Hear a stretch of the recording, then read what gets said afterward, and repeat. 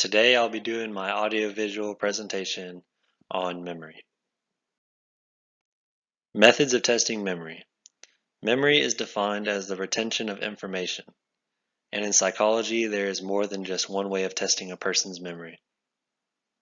The first way of testing a person's memory is through free recall, which is basically giving a response straight from your memory. An example of free recall would be the answer you would give on a short answer test. Next, we have cued recall, in which you are given some clues to help you arrive at the answer. An example of this would be if you were given a picture of all the maps in Call of Duty to help you remember all the names of them. Then you have recognition, which is when you choose the correct option from a selection of options. An example of this would be taking a multiple choice test covering a lecture in your psychology class. The fourth method is savings method, which finds weak memories by comparing how fast you originally learned something and how fast you relearn it. An example of this is that it is easier to relearn a group of names you already know instead of ones you are not familiar with.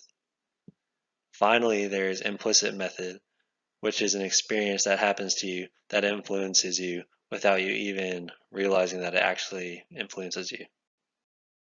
The next thing I'm going to talk about today is children as eyewitnesses.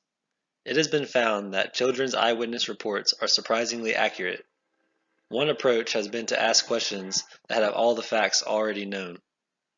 Some examples of this would be to ask open-ended questions or using a delayed questioning technique. The last thing I'm going to talk about today is short-term and long-term memory. Short-term memory is the storage of information for a small period of time. An example of short-term memory would be how much money you currently have in a game of Monopoly.